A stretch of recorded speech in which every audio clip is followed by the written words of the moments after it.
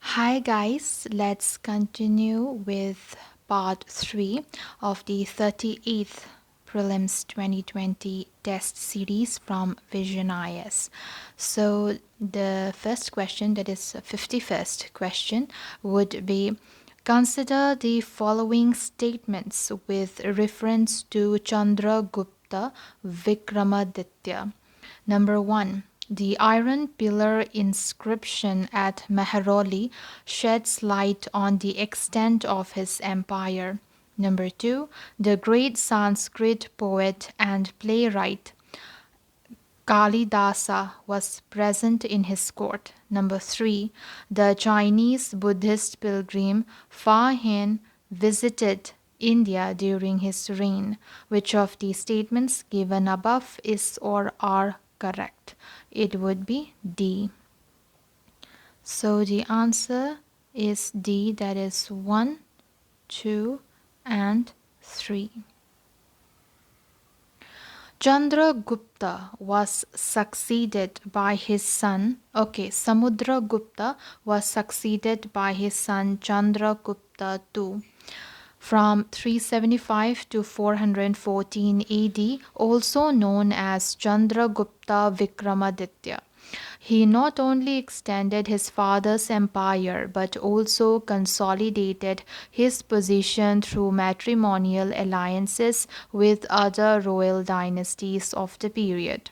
His greatest military achievement was his victory over the Saka kings who were ruling in western India for the last 300 years. This conquest made the Gupta Empire reach up to the western coast. An iron pillar inscription at Mehroli in Delhi indicates that his empire included even northwestern India and Bengal. He took the title of Vikramaditya, that is the one who is as powerful as the sun. Chandragupta too is remembered for his patronage of art and literature. He is credited with maintaining 9 luminaries, that is Navaratna, in his court. The great Sanskrit poet and playwright Kalidasa was the most notable of them all. The Chinese Buddhist pilgrim Fa Hien from 404 to 411 AD visited India during his reign. He has left an account of his life of people in India in the 5th century AD. Now let's come to the next question, that is question number 52. Which of the following conditions is or are associated with a thunderstorm? Number 1. The intense updraft of rising warm air. Number 2. Well-grown cumulonimbus cloud. Number 3. Downdraft of cool air. Select the correct answer using the code given below. So the correct answer is D. So the correct answer would be D. That is 1, 2, and 3. Thunderstorms are caused by intense convection on moist, hot days. They are a type of severe local storms. It is a well-grown cumulonimbus cloud producing thunder and lightning. Hence, statement 2 is correct. A thunderstorm is characterized by intense updraft of rising warm air, which causes the clouds to grow bigger and rise to greater height. This causes precipitation. Later, downdraft brings down to earth the cool air and the rain. Hence, statements 1 and 3 are correct. Warm air being lighter always rises, whereas cold air being heavier is always descends. When the clouds extend to heights where sub-zero temperature prevails, hails are formed and they come down as hailstorm. If there is insufficient moisture, a thunderstorm can generate dust storms. Now let's come to the next question, that is question number 53. Consider the following statements with respect to the National Commission for Protection of Child Rights (NCPCR). 1. It is a statutory body constituted under the Child Labor Prohibition and Regulation Act 1986. Number 2. It has been designated as the agency to monitor provisions of the Right to Free and Compulsory Education (RTE) Act. Which of the statements given above is or are correct? So the correct answer would be B. That is 2 only. The National Commission for Protection of Child Rights is a statutory body established by an Act of Parliament, the Commission for Protection of Child Rights Act 2005. The Commission works under the aegis of the Ministry of Women and Child Development. Hence, statement 1 is not correct. National Commission for Protection of Child Rights (NCPCR) emphasizes the principle of universality and inviolability of child rights and recognizes the tone of urgency in all the child-related policies of the country. For the Commission, the protection of all children in the age group from 0 to 18 years is of equal importance. The Commission shall perform the following functions, namely, the first one is examine and review the safeguards provided by any law for the protection of child rights and recommend measures for their effective implementation. Number 2, present to the central government reports upon working of those safeguards. Number 3, inquire into violation of child rights. Number 4, examine all factors that inhibit the enjoyments of rights of children affected by terrorism, communal violence, riots, etc. Number 5, look into matters relating to children in need of special care and protection, etc. The National Commission for Protection of Child Rights (NCPCR) has been designated as the agency to monitor provisions of the Right to Free and Compulsory Education (RTE) Act. Under the Act, NCPCR can investigate complaints and have the powers of a civil court in trying cases. Hence, statement 2 is correct. Okay, so now let's come to the next question.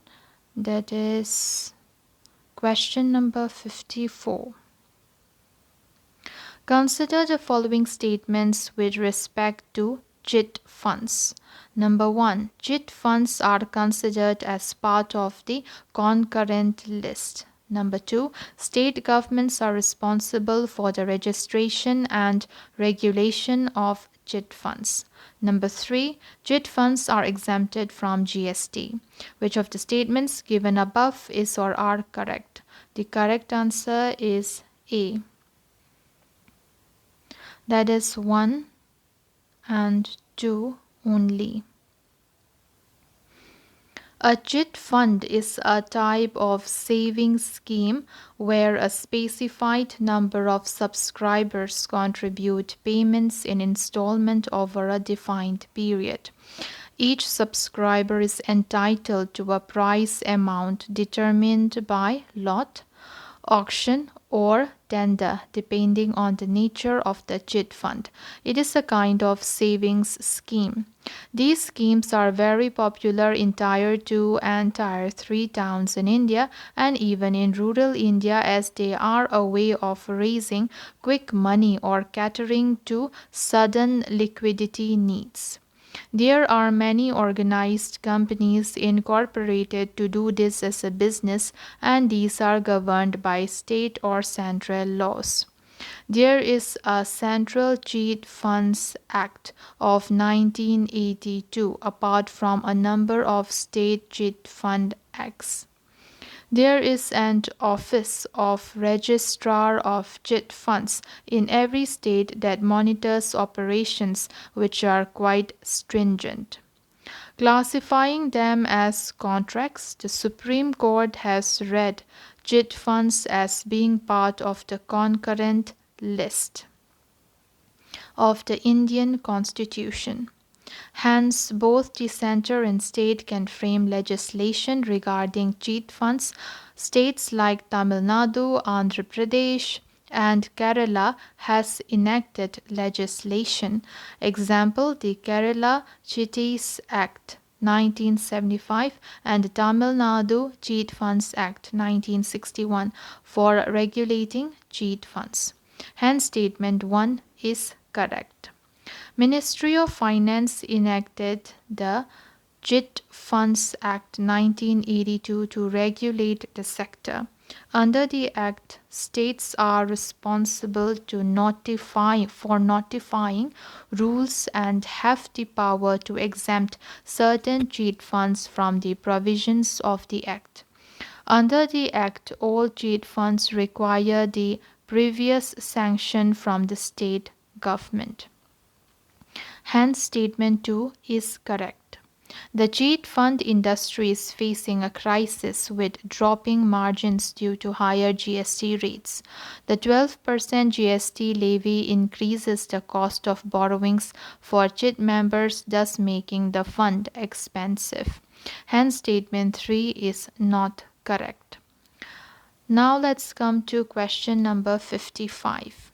Consider the following statements. Number 1. Under compulsory licensing, a government allows someone else to produce the patented product without the consent of the patent owner. TRIPS. TRIPS agreement prohibits compulsory licensing and government use of a patent without the authorization of its owner. Number 3. According to Indian patent laws, compulsory licensing is not allowed under any circumstances. Which of the statements given above is or are correct? So the correct answer is A. That is one only. Compulsory licenses are authorizations given to a third party by the government to make, use, or sell a particular product or use a particular process that has been patented without the need of the permission of the patent owner. The provisions regarding compulsory licenses are given in the Indian Patents Act 1970 and in the TRIPS, TRIPS, that is Trade-Related Aspects of Intellectual Property Rights Agreement at the international level. Hence, statement 1 is correct. Under the Indian Patents Act 1970, the provisions of compulsory license are specifically given under Chapter 16. A compulsory license can be granted on any of the following grounds, namely, the first one is the reasonable requirements of the public with respect to the patented invention have not been satisfied. Number 2, that the patented invention is not available to the public at a reasonable affordable price. Number 3, the patented invention is not worked in the territory of India. Additionally, according to Section 92 of the Act, compulsory licenses can also be issued suo motu by the controller of patents pursuant to a notification issued by a central government if there is either a national emergency or extreme urgency or in cases of public non-commercial use. Hence, statement 3 is not correct. The TRIPS agreement allows compulsory licensing as part of the agreement's overall attempt to strike a balance between promoting access to existing drugs and promoting research and development into new drugs. But the term compulsory licensing does not appear in the TRIPS agreement. Instead, the phrase other use without authorization of the right holder appears in the title of Article 31. Compulsory licensing is the only part of this, since other use includes use by governments for their own purposes. Hence, Statement 2 is not correct. Compulsory licensing and government use of a patent without authorization of its owner can only be done under a number of conditions aimed at protecting the legitimate interest of the patent holder. Now let's come to the next question, that is question number 56. Consider the following statement in the context of Jaghau. Number 1, it is a black rice variety cultivated in Mizoram. Number 2, it has also been used by traditional medical practitioners as part of traditional medicine. Number 3, it has been recently accorded the GI tag. Which of the statements given above is or are correct? The answer is B. So the answer is B, that is 2 and 3. Jaghau is the black rice variety of Manipur. So it's not of Mizoram, but it's of Manipur. Hence, statement 1 is not correct. It was recently given GI tag recognition. Hence, statement 3 is correct. It has also been used by traditional medical practitioners as part of traditional medicine. Hence, statement 2 is correct. It has been in use for centuries in northeast India. It has been in use for centuries and is cultivated by traditional methods. It is either cultivated by direct sowing of pre-soaked seeds or by transplantation of seedlings in puddled fields in the wetland regions. The rice is mainly eaten during festivals and is used for the preparation of the Jaghau kheer. So what are its features? Number 1, it is an aromatic rice variety. Number 2, it is glutinous in nature and dark colored. Number 3, it requires the longest cooking time, that is from 40 to 45 minutes. This is because of the high crude fiber content and the presence of the brain layer. Number 4, it is reported to have medicinal value and is hence used in traditional medicine. Now let's come to the next question, that is question number 57. Consider the following regarding the two forest ecosystems, A and B. Number 1, each forest has 10 species and a total of 50 trees. Number 2, Forest A has 41 trees of one species and 1 tree each of the remaining 9 species. Number 3, Forest B has 5 trees of each of the 10 species. Which of the following conclusions can be drawn regarding the above forest? Number A, both forests have the same species evenness. Number B, Forest B is more diverse than Forest A. Number C, Forest B has a lower species richness than Forest A. Number D, Forest A is more diverse than Forest B. So the answer is B. That is, Forest B is more diverse than Forest A. So Forest B is more diverse than Forest A. Species diversity is defined as the number of species and abundance of each species that live in a particular location. Abundance is the number of individuals of each species. Since the number of species are same in both forest, but forest 2 has a higher relative abundance of each species than forest A. Hence, forest B is more diverse than forest A. Species evenness refers to how close in numbers each species in an environment is.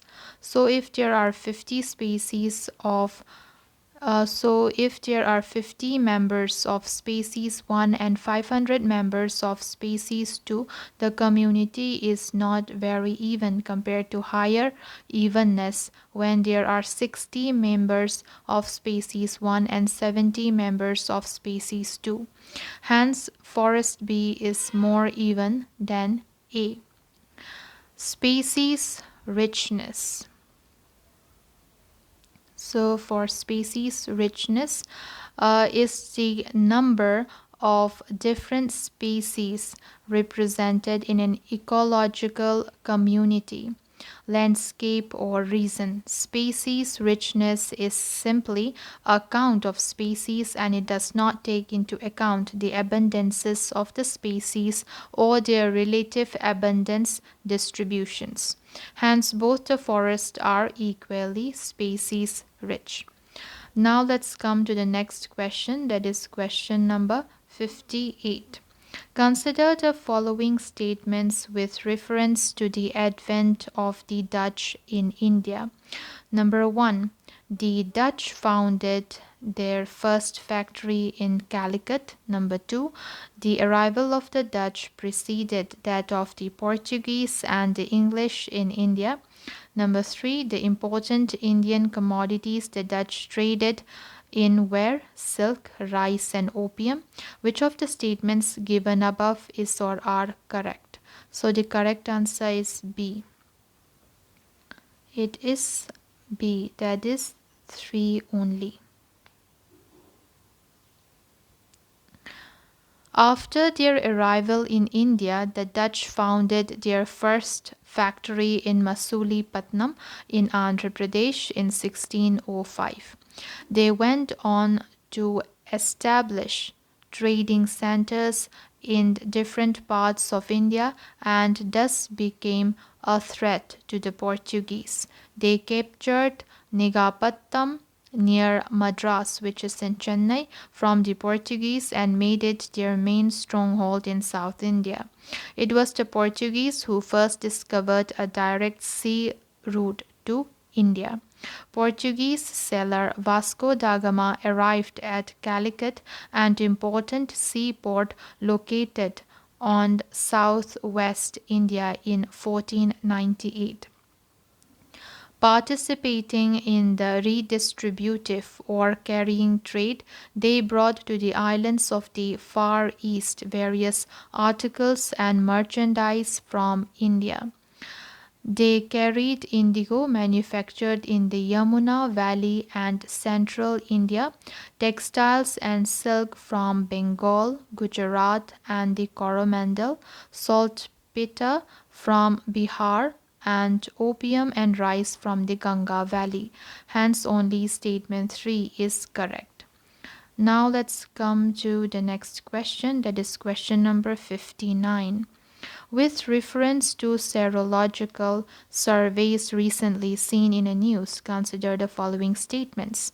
Number 1, they are conducted to assess the prevalence of a disease in a population. Number 2, they are assessed using the mortality rate of a population of a given region. Which of the statements given above is or are correct? So the answer would be C. C, that is both 1 and 2. Statement 1 is correct.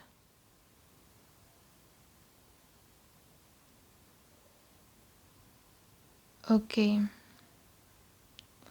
So, a serological survey is conducted to assess the prevalence of a disease in a population. It is done by detecting the presence of specific antibodies that are produced against the virus. A serological survey includes the IgG enzyme linked immunosorbent assay ELISA test. Recently, it was estimated to assess the proportion of the population exposed to SARS-CoV-2 infection. Recently, in the Delhi Serological Survey, blood samples of 21,387 people were taken at random. It was found that 22.86% among them had developed antibodies against COVID-19. The results show that a significant proportion of the population is still vulnerable in contracting the virus. So the answer for 59 is A, that is 1 only. 2 is wrong. Okay, so now let's come to the next question. That is question number 60. Consider the following statements with respect to the judiciary in India. Number 1. The control over posting and promotion of persons belonging to the judicial service of a state shall be vested in the State Public Service Commission. Number 2. The sessions judge in a district is not empowered to decide criminal cases that are punishable with imprisonment for a term of more than 7 years. Number 3. A person to be appointed as a district judge should have been an advocate for at least 7 years. Which of the statements given above is or are correct? So the correct answer would be A. A, that is 3 only.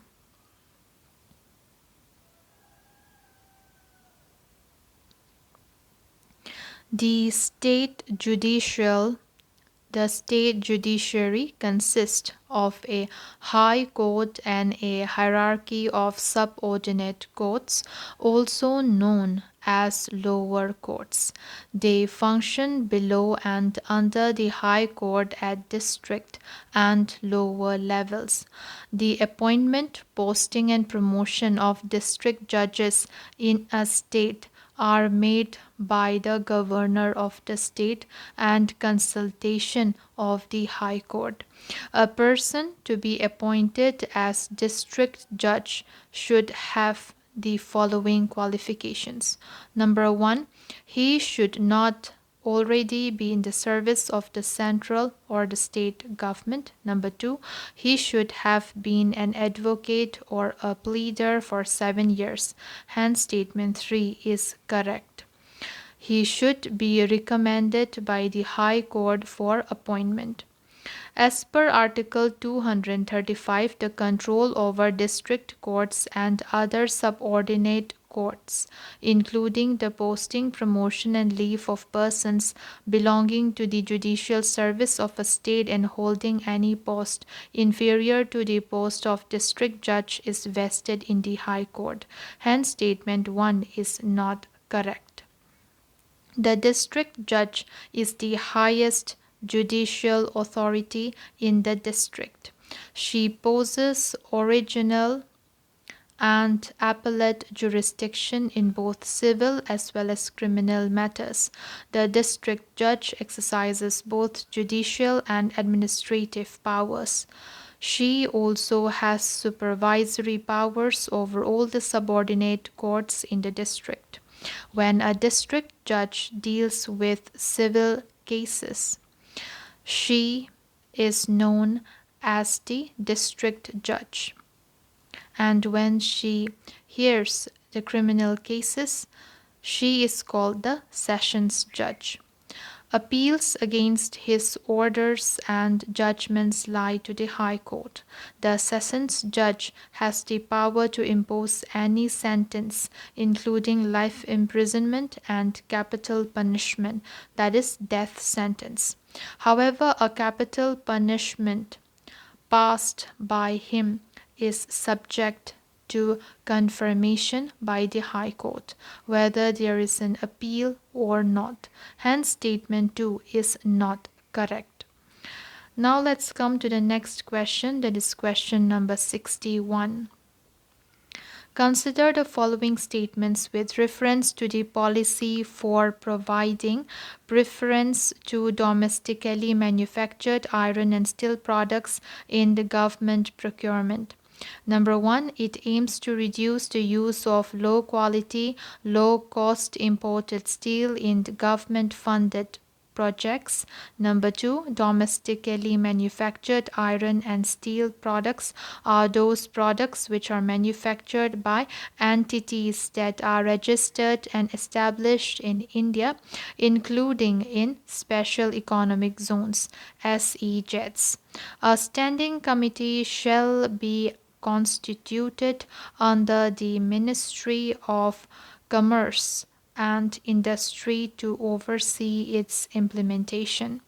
Which of the statements given above is or are correct? So the correct answer would be A. That is 1 and 2 only.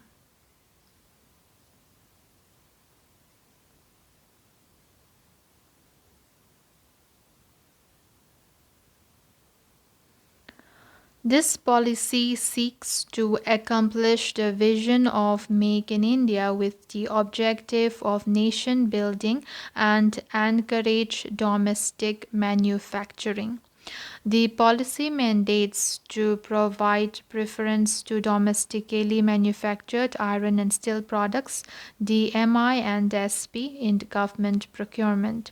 The policy is applicable on all government tenders where price bid is yet to be opened. Domestically manufactured iron and steel products, DMI and SP policy aim to boost the use of domestic steel products. This policy provides preference to domestically manufactured iron and steel products, DMI and SP, in the government procurement. The policy is envisaged to reduce the inclination to use low quality, low cost imported steel in the government funded projects. It shall be the responsibility of every government agency to ensure implementation of the policy. Hence, statement 1 is correct. The policy is applicable to every ministry or department of government and all agencies or entities under their administrative control for purchase of iron and steel products for government projects and not with a view to commercial resale or with a view to using in the production of goods for commercial sale. This policy defines domestically manufactured iron and steel products. DMI and SP are those iron and steel products which are manufactured by entities that are registered and established in India, including in special economic zones, SEZs. Hence, statement 2 is correct. A standing committee under the Ministry of Steel, MOS, to be chaired by the Secretary of Steel, shall be constituted to oversee the implementation of the policy. The committee shall comprise of experts drawn from industry or industry association or government institution or body or Ministry of Steel, MOS. Hence, statement 3 is not correct. While implementing the policy, it poses trust on each domestic manufacturer who shall provide self-certification to the to the procuring government agency declaring that the iron and steel products are domestically manufactured in terms of the domestic value addition prescribed. Only iron and steel products having aggregated estimate value of 50 crores rupees and more forming part of the steel intensive project or overall project shall be covered under the policy. There are provisions in the policy for waivers to all such procurements where specific grades of steel are not manufactured in the country or the quantities as per the demand of the project cannot be made through domestic sources. Recently, Union Steel Minister said that country has avoided steel imports worth over rupees 20,000 crore following DMI SP policy since its launch. Now let's come to the next question, that is question number 62. Consider the following statements in the context of Office of Chief Minister, that is CM. Constitution does not provide any specific procedure for selection and appointment of CM. Number 2, Constitution requires that a person must prove his majority in Legislative Assembly before his or her appointment as CM. Number 3, a person who is not a member of the state legislature can also be appointed as CM for 6 months. Which of the statements given above are correct? So the correct answer is C. That is 1 and 3.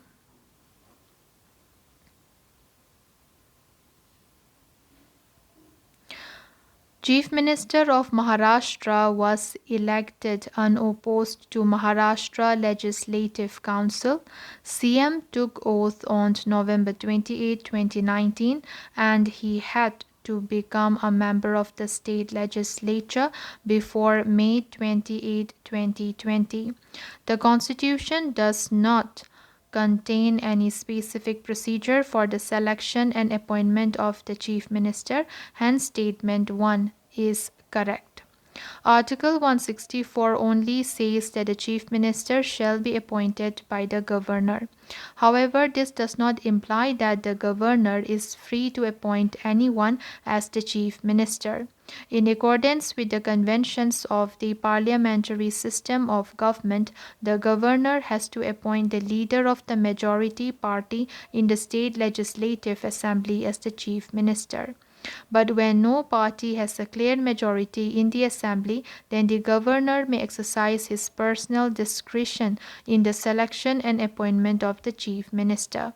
In such a situation, the governor usually appoints the leader of the largest party or coalition in the assembly as the chief minister and asks him to seek a vote of confidence in the house within a month. The governor may have to exercise his individual judgment in the selection and appointment of the chief minister when the chief minister in office dies suddenly and there is no obvious successor. However, on the death of a chief minister, the ruling party usually elects a new leader and the governor has no choice but to appoint him as chief minister. The Constitution does not require that a person must prove his majority in the Legislative Assembly before he is appointed as the Chief Minister. Hence, statement 2 is not correct. The governor may first appoint him as the chief minister and then ask him to prove his majority in the legislative assembly within a reasonable period. A person who is not a member of the state legislature can be appointed as chief minister for 6 months, within which time he should be elected. to the state legislature, failing which he ceases to be the chief minister. Hence, statement 3 is correct. According to the Constitution, the chief minister may be a member of any of the two houses of a state legislature. Now let's come to the next question, that is question number 63. Consider the following statements. Internet Corporation for Assigned Names and Numbers, ICANN, is an organ of the United Nations. It oversees global IP address allocation and manages domain names in the Internet. Which of the statements given above is or are correct? So the correct answer is B. That is 2 only. The Internet Corporation for Assigned Names and Numbers, ICANN, is an American multi-stakeholder group and non-profit organization. It was formed in 1998. It is a not-for-profit partnership of people from all over the world dedicated to keeping the Internet secure, stable, and interoperable. It promotes competition and develops policy on the Internet's unique identifiers. ICANN does not control content on the Internet. It cannot stop spam and it does not deal with access to the Internet. But through its coordination role of the Internet's naming system, it does have an important impact on the expansion and evolution of the Internet. Hence, statement 1 is not correct. The Internet Corporation of Assigned Names and Numbers, ICANN, helps coordinate the Internet Assigned Numbers Authority, IANA, functions, which are key technical services critical to the continued operations of the Internet's underlying address book, the Domain Name System, D&S. The IANA functions include: number 1, the coordination of the assignment of technical protocol parameters, including the management of the address and routing parameter area, ARPA, top-level domain. Number 2, the administration of certain responsibilities associated with Internet DNS root zone management, such as generic and country code top-level domains. Number 3, the allocation of Internet numbering resources. Hence, statement 2 is correct. In layman's term, to reach another person on the Internet, one has to type an address into the computer, a name or a number. That address must be unique so computers know where to find each other. ICANN coordinates these unique identifiers across the world. Without that coordination, we would not have one global Internet. Now let's come to the next question, that is question number 64. Consider the following statements. Number 1, the location of magnetic poles has remained unchanged in the Earth's entire geological history. Number 2, the magnetosphere of the Earth shields the planet from cosmic particle radiation. Which of the statements given above is or are correct? So the answer is B. That is 2 only. The magnetic field of Earth is similar to that of a bar magnet. The Earth's magnetic field is mostly caused by electric currents in the liquid outer core. Convection of molten iron within the outer liquid core, along with a Coriolis effect caused by the overall planetary rotation tends to organize these electric currents in rolls aligned along the north-south polar axis. When conducting fluid flows across an existing magnetic field, electric current are induced, which in turn creates another magnetic field. When this magnetic field reinforces the original magnetic field, a dynamo is created that sustains itself. This is called the dynamo theory, and it explains how the Earth's magnetic field is sustained.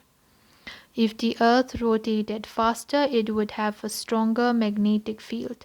If it had a larger liquid core, it would also have a stronger magnetic field.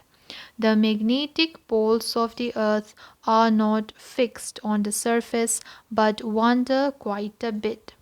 By dating the rocks on either side of the mid-Atlantic ridge, geologists discovered that the polarity of the Earth's field changes over the course of thousands of years. It not only verified the theory of continental drift, but demonstrated that Earth's magnetism isn't constant over millions of years. The magnetic field of the Earth actually changes its polarity over time. They are called polarity reversals, but should not be confused with the rotation axis of the Earth actually changing. Hence, statement 1 is not correct. A magnetosphere is a region around the planet dominated by the planet's magnetic field. The magnetosphere shields our home planet from solar and cosmic particle radiation as well as erosion of the atmosphere by the solar wind, the constant flow of charged particles streaming off the sun. Hence, statement 2 is correct. Now let's come to the next question. That is question number 65. On 21st June of a year, places on which of the following given altitudes, places on which of the following given latitudes will experience a never setting sun. Number 1, 50° north. Number 2, 90° south. Number 3, 80° north. Select the correct answer using the code given below. So the correct answer is C. C. That is 3 only. Like the equator, the Arctic Circle is an imaginary line. It's defined as the latitude above which the sun does not set on the day of the summer solstice, usually around June 21st. North of the Arctic Circle, periods of constant sunshine last for up to 6 months of the year at the North Pole. North of the Arctic Circle, periods of constant sunshine last for up to 6 months of the year at the North Pole. Above the Arctic Circle, the sun never rises on the sky of the winter solstice, usually around December 21st. There are several countries with areas within or that border the Arctic Circle. Many people call such areas the land of the midnight sun because in summer the sun can often be seen past midnight. Some of these areas include the northernmost parts of Canada, Greenland, Finland, Norway, Sweden, Russia, Alaska, and Iceland. The Arctic Circle is a parallel of latitude on the Earth at approximately 66.5 degrees north from the equator. on the day of the northern summer solstice around June 21st or 22nd each year. An observer on the Arctic Circle and higher latitudes will see the sun above the horizon for a full 24 hours. Hence, only option 3 is correct. Now let's come to question number 66. P.K. Mohanty Committee recently in news is related to number A. Reforms in governance and corporate structure of private sector banks. Number B. Reforms in armed forces. Number C. Addressing issues regarding the sustainability of micro, small and medium enterprises MSMEs. Number D. Digitization of payments. So the answer is A. That is reforms in governance and corporate structure of private sector banks. Recently, RBI proposed to review the guidelines on ownership, governance, and corporate structure of private sector banks in the backdrop of key developments in this space in recent years. The 5-member internal working group to review the guidelines will be headed by RBI Central Board Director P.K. Mohanty. The committee shall submit its report by September 30, 2020. The review would provide an opportunity to harmonize the norms applicable to banks set up at different time periods, irrespective of their date of commencement of business. Hence, option A is correct. The panel has been asked to review the extant licensing guidelines and regulations related to ownership and control in Indian private sector banks and suggest appropriate norms, keeping in mind the issue of excessive concentration of ownership and control, as well as international practices and domestic requirements. It will also examine and review the norms for promoter shareholding at the initial or licensing stage and subsequently, along with the timelines for dilution of the shareholding and to identify any other issue germane to the subject matter and make recommendations thereon. The review of the promoter's stake in private sector banks is significant in the wake of the out-of-court settlement between RBI and Kotak Mahindra Bank earlier this year. The Reserve Bank of India (RBI) constituted a high-level committee headed by former chairman of the Unique Identification Authority of India Uday Nandan Nilekani. So, former chairman of the Uday, that is Nandan Nilekani, to set up a robust digital payment ecosystem in India. The RBI set up a committee under former SEBI chairman U.K. Sinha to address issues regarding the sustainability of micro, small and medium enterprises MSMEs. This comes after RBI allowed a one-time restructuring of MSME loans of up to rupees 25 crores. The Sekatkar Committee. So the Sekatkar Committee was set up to suggest reforms in armed forces. Now let's come to the next question, that is question number 67. In the context of National Food Security Act 2013, consider the following statements. Number 1.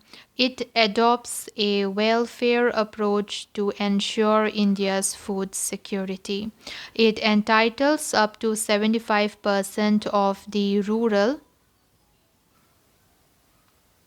It entitles up to 75% of the rural population and 50% of the urban population to receive subsidized food grains. Number 3. The Act ensures the fulfillment of rights conferred under Article 21 of the Indian Constitution. Which of the statements given above is or are correct? So the correct answer is B. That is 2 and 3. National Food Security Act 2013 and FSA. This marks a shift in approach to food security from a welfare approach to a rights-based approach. Hence, statement 1 is not correct. The fundamental right to life enshrined in Article 21 of the Constitution is interpreted to include the right to life with human dignity, which includes the right to food and other basic necessities. Hence, statement 3 is correct.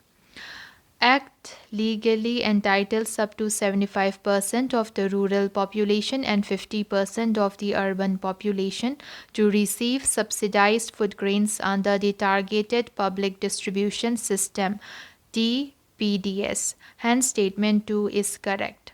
Under NFSA, that is National Food Security Act 2013, about 81 crore persons are entitled to buy subsidized food grain, rice at rupees 3 per kg, wheat at rupees 2 per kg, and coarse grains at rupees 1 per kg from their designated FPS of TPDS. It is operated under the joint responsibility of central and state governments. Number 1. Central government, responsible for allocation of food grains to states or union territories, transportation of food grains up to designated depots, and providing central assistance to states or union territories for delivery of food grains from FCI godowns to the doorstep of FPS. State governments handle operational responsibility, including identification of eligible families and issue of ration cards and supervision of the functioning of fair price shops, FPS, etc. Targeted Public Distribution System. It was launched in 1997 to focus on the poor. Under TPDS, beneficiaries are divided into two categories. So under TPDS, beneficiaries are divided into two categories. The first one is below poverty line, BPL households. Next is above poverty line, APL households. Antyodaya Anna Yojana was launched in 2000 to make TPDS more focused and targeted. It focuses poorest of the poor families among BPL beneficiaries. Now let's come to the next question, that is question number 68. Consider the following hill ranges. Number 1, Mahadeo Hills. Number 2, Rajmahal Hills. Number 3, Satmala Hills. Number 4, Maikal Hills. Arrange the hill ranges given above in the correct sequence from east to west. So the answer is C. That is 2, 4, 1, then 3. So option C is the correct answer. Rajmahal Hills. The Rajmahal Hills forming the northeastern edge of the Chota Nagpur Plateau are mostly made of basalt and are covered by lava flows, that is basaltic lava. This range is believed to be one of the oldest mountain ranges and the finest Jurassic era fossil beds in the world. Garo Rajmahal Gap separates the Meghalaya Plateau from the main peninsular plateau. Next is Maikala Range. It runs in the north-south direction and forms the eastern base of the triangular Satpura Range. The Satpura Maikala Watershed is the second largest in India. Mahadev Hills. The sandstone hills located in the northern part of the Satpura Range in southern Madhya Pradesh state, central India. The hills have small plateaus and steep scarps. The hills have a gentle northern slope but are steep to the south. Next is Satmala Hills, run across Nasik district, Maharashtra. They are an integral part of the Sahyadris range within Nasik. So the answer is C. Now let's come to the next question, that is question number 69. Question number 69. Consider the following statements. Number 1. Increased atmospheric carbon dioxide leads to more water vapor concentration in the atmosphere. Number 2. An increase in atmospheric humidity amplifies the warming effect of carbon dioxide. Which of the statements given above is or are correct? So the answer is C. That is both 1 and 2. Water vapor is known to be world's most abundant greenhouse gas, but the extent of its contribution to global warming has been debated. Increasing water vapor leads to warmer temperature, which causes more water vapor to be absorbed into the air. Warming and water absorption increase in a spiraling cycle, hence statement 1 is correct. Heat amplifying effect of water vapor is potent enough to double the climate warming caused by increased levels of carbon dioxide in the atmosphere. If carbon dioxide is added to the atmosphere, then warming will result. However, the quantum of warming depends on the humidity in the atmosphere, called as water vapor feedback. It can also amplify the warming effect of other greenhouse gases, such that the warming brought about by increased carbon dioxide allows more water vapor to enter the atmosphere. With the increase in the surface temperature, atmospheric humidity also increases, and since water vapor is itself a greenhouse gas, the increase in humidity amplifies the warming from carbon dioxide. Hence, statement 2 is correct. Now let's come to the next question, that is question number 70. Consider the following statements with respect to Jeevan Praman scheme launched by the government of India. Number 1. It is a biometric enabled digital life certificate for pensioners. Number 2. This facility is restricted to pensioners of central government departments and related agencies. Which of the statements given above is or are correct? The answer is A. That is 1 only. The requirement of personally being present in front of the disbursing agency or setting or getting a life certificate often becomes a major hurdle. So the requirement of personally being present in front of the disbursing agency or getting a life certificate often becomes a major hurdle in the process of seamless transfer of pension amount to the pensioner. Digital Life Certificate for Pensioners scheme of the Government of India, known as Jeevan Praman, seeks to address this very problem by digitizing the whole process of securing the life certificate. It aims to streamline the process of getting this certificate and making it hassle free and much easier for the pensioners. It is a biometric enabled digital service for pensioners.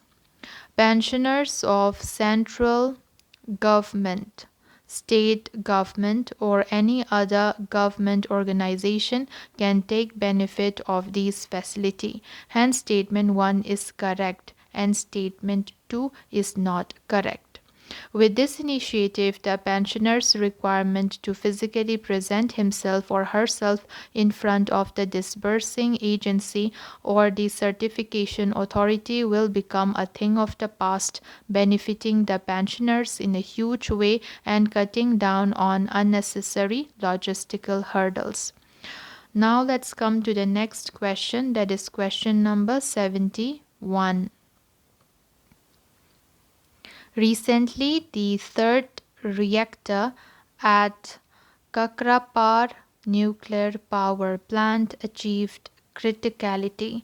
What does it imply? Number A. It refers to the normal operating of a reactor in which it sustains a fission reaction. Number B. It refers to the condition of a zero nuclear waste generation by the power plant.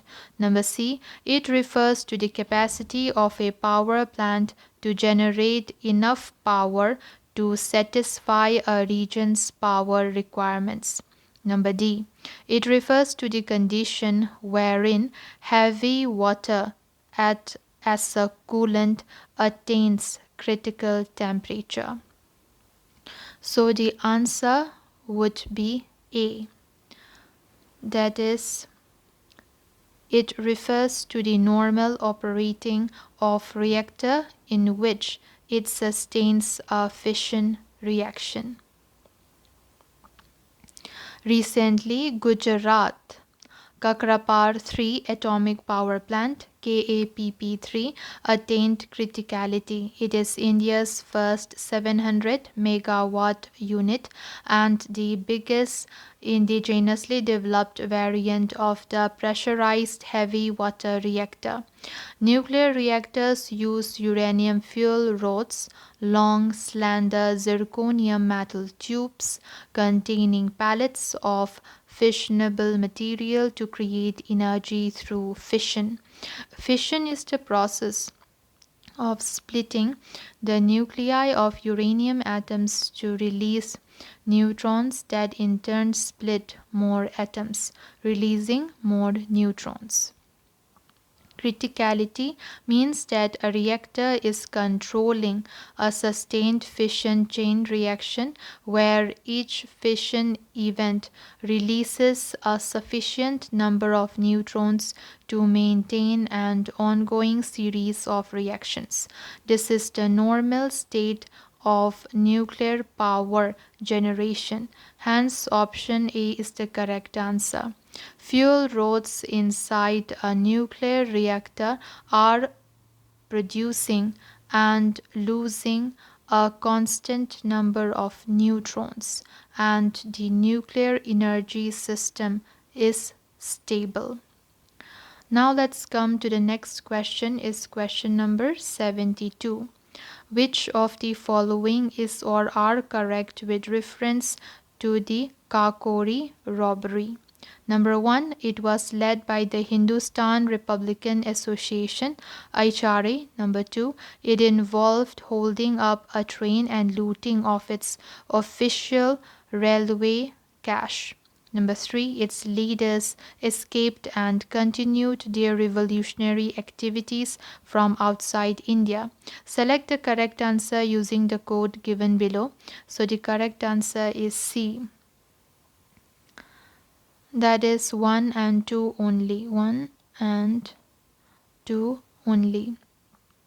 The Hindustan Republican Association Army (HRA) is founded in October 1924 in Kanpur by Ram Prasad Bismil, Jogesh Chandra Chatterjee and Sachin Sanyal with an aim to organize an armed revolution to overthrow the colonial government and establish in its place the Federal Republic of United States of India, whose basic principle would be an adult franchise. The most important action of the HRA was the Kakori robbery. The men held up the 8 down train at Kakori, an obscure village near Lucknow, and looted its official railway cash. Government crackdown after the Kakori robbery led to arrest of many, of whom 17 were jailed, 4 transported for life, and 4 Ram Prasad Bismil, Asfakullah, Roshan Singh, and Rajendra Lahiri were hanged. Kakori proved to be a setback. Now let's come to the next question, that is question number 73. With reference to India's external debt, arrange the following in decreasing order of their share in external debt. The first one is non-resident deposits. Number 2, commercial borrowings. Number 3, debt from multilateral agencies. Select the correct answer using the code given below. So the correct answer would be C. That is 2, 1, and 3. External debt is the portion of a country's debt that is borrowed from foreign lenders, including commercial banks, governments, or international financial institutions. These loans, including interest, must usually be paid in the currency in which the loan was made. External debt can be obtained from foreign commercial banks, international financial institutions like IMF, World Bank, ADB, etc., and from the government of foreign nations. The major developments relating to India's external debt as at end March 2020 are presented below. At end March 2020, India's external debt was placed at $558.5 billion US, recording an increase of $15.4 billion US over its level at end March 2019. Commercial borrowings remained the largest component of external debt, with a share of 39.4%, followed by non-resident deposit, 23.4%. US dollar denominated debt continued to be the largest component of India's external debt, with a share of 53.7%. At end March 2020, followed by the Indian rupee 31.9%, yen 5.6%, SDR 4.5%, and the euro 3.5%. At the end of March 2020, multilateral debt is at USD 60 billion, whereas rupee debt is at USD 1.2 billion. So option C is the correct answer. So the highest would be, the first one is commercial borrowings, which is highest. For 2020, it will be at 220 billion. Then for the next one, which is non-resident deposits, it will be 130.6 billion. Then the last one, that is debt from multilateral agencies, it would be 60 billion. Okay, so C is the correct answer. Now let's come to the next question, that is question number 74. What is the purpose of the Pragati, PRAGATI, a multi-modal platform housed in the Prime Minister's office? Number A, to collaborate with international networks to support multilateralism and cooperation as global issues like climate change. Number B, to provide opportunities. So to provide opportunities for technology based industries to innovate and collaborate with R&D institutions. Number C, to help in collaboration with foreign partners in the field of 5G and artificial intelligence. Number D, to address common man's grievances and simultaneously monitor important programs of the government. So the answer is D. That is to address common man's grievances and simultaneously monitor important programs of the government. So Pragati, which stands for proactive governance and timely implementation, is aimed at starting a culture of proactive governance and timely implementation. It is a multi-purpose and multi-modal platform that is aimed at addressing common man's grievances and simultaneously monitoring and reviewing important programs and projects of the Government of India as well as projects flagged by state governments. The Pragati platform uniquely bundles three latest technologies: Digital India Management, video conferencing, and geospatial technology. It promotes cooperative federalism as it is a three-tier system, that is PMO, Union Government Secretaries and Chief Secretaries of the states. The system rides on the system rides on strengthens and re-engineers the databases of the CPGRAMS for grievances, Project Monitoring Group PMG, and the Ministry of Statistics and Program Implementation. Pragati provides an interface and platform for all these three aspects. Now let's come to the next question, that is question number 75. Which of the following were the basic tenets of the Kukka Movement in Punjab in the mid-19th century? Number 1, abolition of caste discriminations among Sikhs, discouraging the consumption of meat and alcohol. Number 3, permission for intermarriages and widow remarriage. Number 4, adoption of modern laws and modern education in English. Select the correct answer using the code given below. So the correct answer is D. That is 1, 2, 3. So the correct answer is D. 1, 2, and 3. The Kukka movement was founded in 1840 by Bhagat Jawahar Mal, also called Sian Sahib, in western Punjab. A major leader of the movement after him was Baba Ram Singh. He founded the Namdhari Sikh sect. After the British took Punjab, the movement got transformed from a religious purification campaign to a political campaign.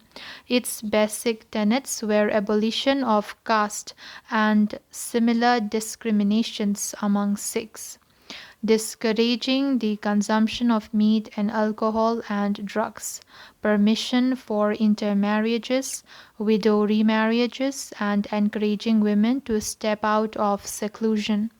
On the political side, the Kukkas wanted to remove the British and restore Sikh rule over Punjab. They advocated wearing hand-woven clothes and boycott of English laws and education and products. So the concepts of Swadeshi and non-cooperation was propagated by the Kukkas much before they became part of the Indian national movement in the early 20th century. As the movement gained in popularity, the British took several steps to crush it in the period between 1863 and 1872. So that's all guys. See you in my next video. Bye.